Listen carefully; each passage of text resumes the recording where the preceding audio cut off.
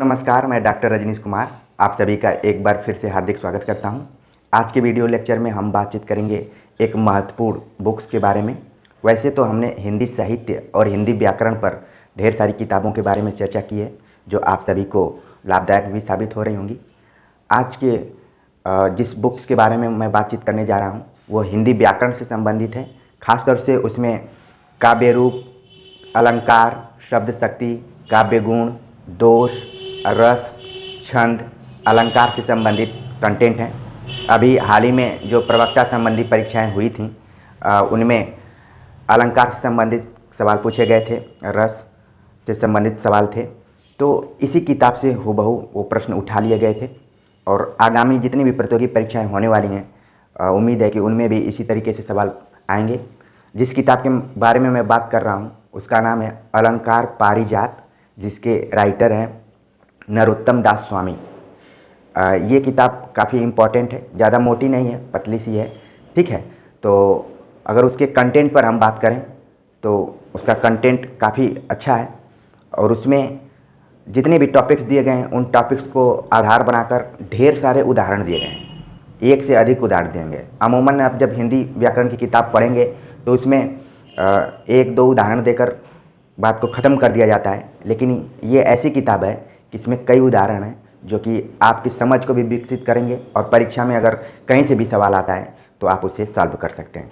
तो इसके कंटेंट पर हम बात करें, अगर अलंकार पारिजात के कंटेंट पर बात करें तो इसमें काव्य रूप, काव्य अलंकार, शब्द शक्ति, गुण रीति, काव्य दोष, रस, छंद आदि टॉपिक पर बातचीत की गई है। अगर इसकी विषय सूची पर चर्चा करें तो देखिए, अध्याय 1 में दिया गया अलंकार शास्त्र का स्वरूप, जिसमें काव्य का रूप, काव्य के रूप, काव्य के अंग, ठीक है। दूसरा है अलंकार, जिसमें अर्थ, परिभाषा, लक्षण, काव्य में अलंकारों का स्थान, अलंकार के भेद। इसके बाद जो अलंकारों के दो भेद हैं मुख्य रूप से, शब्दालंकार जिसमें अनुप्रास, लाटानुप्रास, पुनरुक्ति प्रकाश, यमक, श्लेष, वक्रोक्ति, काकु वक्रोक्ति, पुनरुक्त वदाभास, विप्सा आदि अलंकार हैं, महत्वपूर्ण है परीक्षा के दृष्टिकोण से। उनको दिया गया है। अर्थालंकार में उपमा, मालोपमा, उपमेय उपमा, अन्य।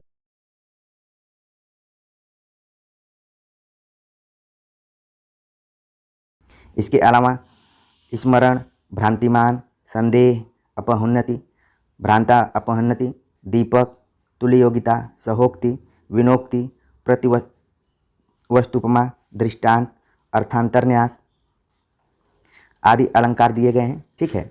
इसके अलावा अलंकारों में जो थोड़ा अंतर है, कई अलंकार जो हैं उनके लक्षण कुछ समान रूप से मिलते हैं, उनमें अंतर भी स्पष्ट किया गया है इस बुक में पूरा, ठीक है। अगले अध्याय में दिया गया है अगला मतलब जो अलंकार है, काव्यलिंग, निदर्शना, अप्रस्तुत प्रशंसा, समासोक्ति, अतिशयोक्ति, अतियोक्ति, स्वभावोक्ति, विरोधाभास, असंगति, विशेषोक्ति, विभावना, ब्याज स्तुति, उल्लेख, परिकर, परिकारांकुर, तद्गुण, अतद्गुण, मिलित। देख रहे हैं इतने सारे अलंकार यहाँ एक ही किताब में पूरे कलेक्ट करके नरोत्तम दास स्वामी ने लिखा है।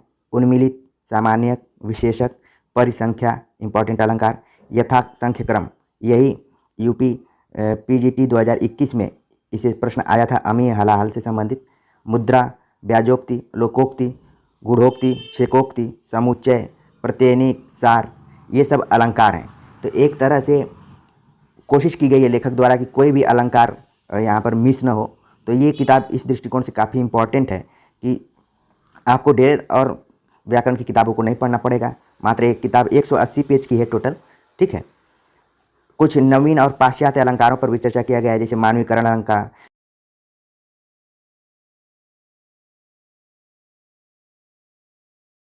में उसको भी यहाँ पर क्लियर किया गया है। और संक्षेप में समझने के लिए अलंकारों का सोदाहरण लक्षण समझने के लिए एक सारणी भी दी गई है।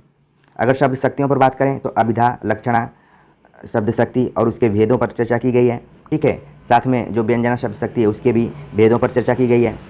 गुण, रीति, काव्य गुण के अंतर्गत आपके प्रसाद, ओज, माधुर्य, ये जो महत्वपूर्ण काव्य गुण हैं इन पर चर्चा की गई है। इसके साथ ही काव्य रीति में वैदर्भी रीति, गौणी रीति, पांचाली रीति पर भी चर्चा की गई है।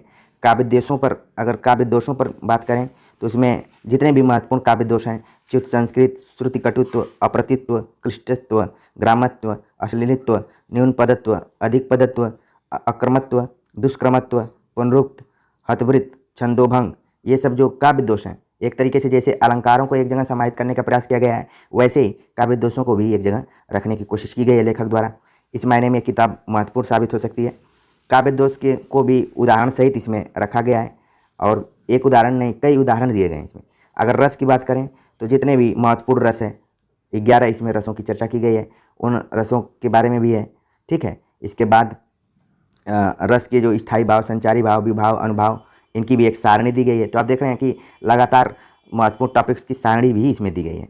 और इसके बाद छंद पर चर्चा की गई है। छंद के अंतर्गत गद्य और पद्य, वर्ण और मात्राएं, गण और उसके भेद, यति, गति, छंदों के जो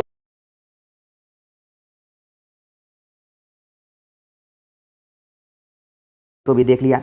और कंटेंट आपको समझ में आ गया होगा कि इस किताब के कंटेंट कितने महत्वपूर्ण हैं, जो कि आगामी परीक्षाओं के लिए तैयारी कर रहे हैं बच्चे, उनके लिए काफ़ी इंपॉर्टेंट है। तो उम्मीद है कि ये किताब आप सभी खरीद लेंगे और इसको पढ़ेंगे, ताकि जब भी आप परीक्षा देने जाएं और व्याकरण संबंधित कोई भी प्रश्न आए तो आपको उसमें ज़्यादा कठिनाई ना हो। तो कमेंट्स कर ज़रूर बताइए कि ये वीडियो लेक्चर आप सभी को कैसा लगा। मिलते हैं नए टॉपिक के साथ, तब तक के लिए नमस्कार।